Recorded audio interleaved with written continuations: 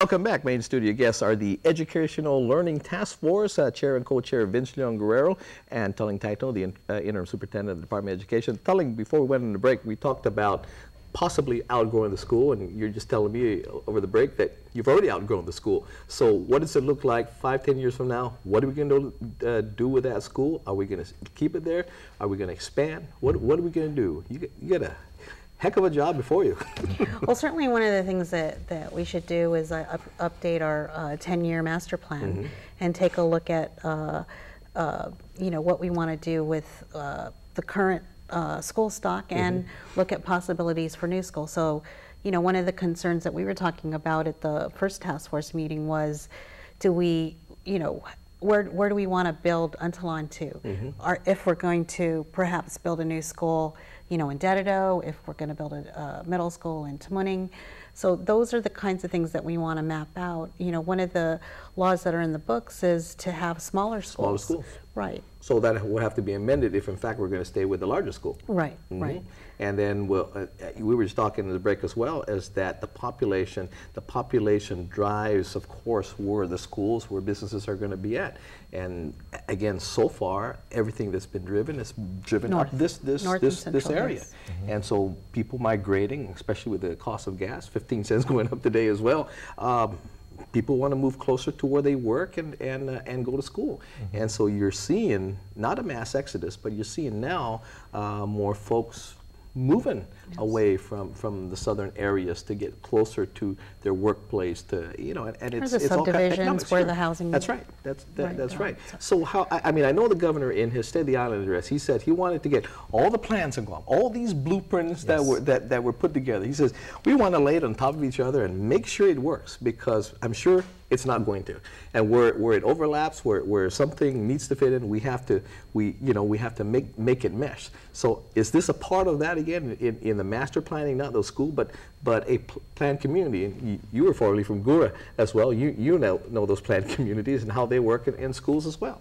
Is that part of the holistic plan? Well, having those overlaid plans, will allow us to make the policy decisions. I heard one Southern resident and very vocal person who is not remiss in sharing his feelings and sentiments. He says the problem is the people up north and central part are building it, so they will come. If you build it in the south and make sure it's a planned development that includes some shopping centers, some entertainment areas, some mini theaters, things like that, and you build housing developments. And he challenged me and he said, Vince, you guys just need to understand, if you build it in the south, they will come. And that remains to be seen whether that is true. But it's an interesting perspective that, that with the beauty of Southern Guam, we all know it's a beautiful place to want to live and raise your families. Perhaps that is true, and we just haven't been able to test it out. Well, it's true in a sense, because they built a dump down there and they're dumping. But likewise, they're dumping all over the island as well. Anyway, let's talk about Tully. You've been plagued with school vandalism. You have a task force basically that's going to take care of technology and security. Yes. Again, how do we? The SROs are in there already, but the SROs are not there when crimes are being committed. I mean, maybe the student versus student and all that, but the SROs are there during the day. Don't we need now also to look whether technology and or manpower for also nighttime when they occur? Yes, and we actually do have several schools that have camera monitors in them, and we hope to expand that. And I think that's one of the things that the committee is going to look at, is feasible solutions to help us address that.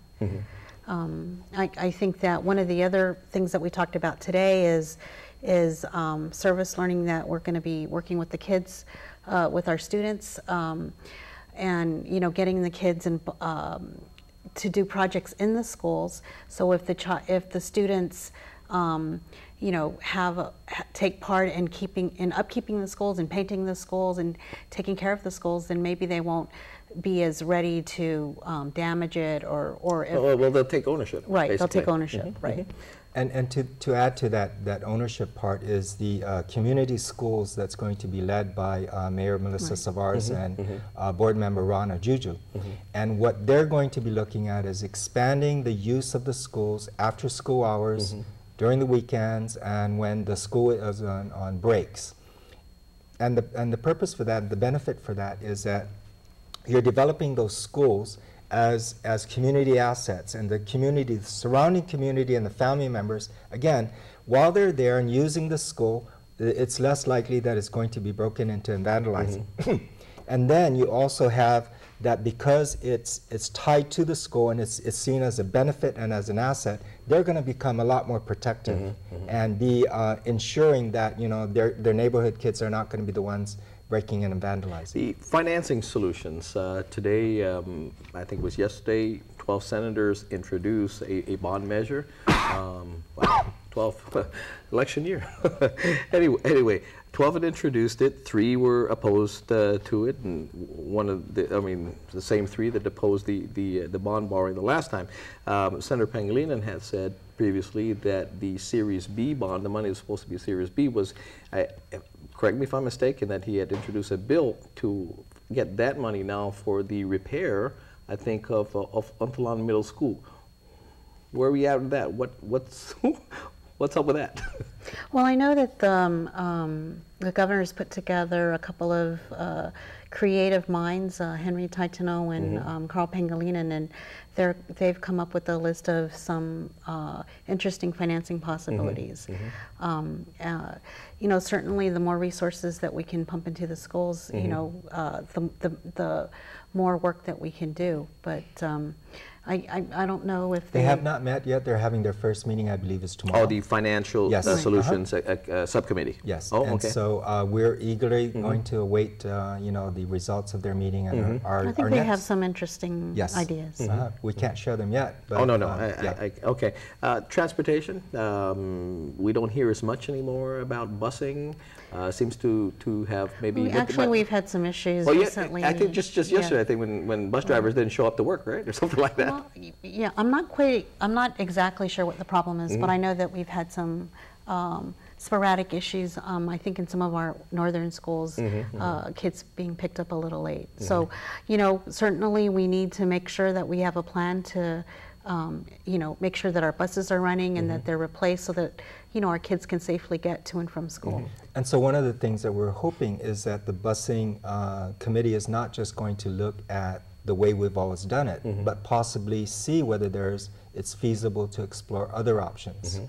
And part of those other options that we also need to take into consideration is, what if the school was a longer school day? But not all the students needed to stay back for the longer school day. In recognition that a lot of our schools, the free and reduced lunch percentages are in the 80s, the 90s. And so how are those kids going to get back home if we are going to be relying on parents transporting those students, and they may not have access to a car? So those are going to be the challenges that we'll be asking that committee to take a look at. Do we own and operate, or do we lease and allow the maintenance of that to be part of the package? Whenever you're exploring anything, everything has to be on the table. Correct. Even to the point that how much longer can the government survive, you know, the way it's doing things? I mean, we have to right-size the government. We have to make it affordable. Do we give up the food for buses? What do we give up? Do we keep buses for food? At what point are we going to say, hey, enough is enough? And so I think privatization will have to be a part of what's on the table. And we recognize that if we're going to invest this type of time and effort and most likely funds, public funds, in making these really nice facilities well equipped, we still have to worry about getting the kids to and from. Yeah, no, absolutely. The hardest thing you have a challenge with at this point is when political decisions need to be made in a political year. It won't be made. Anyway, and that's an injustice to the people. Well, but anyway, we're going to take a quick break, then we'll come back for our final block right here in The Buzz.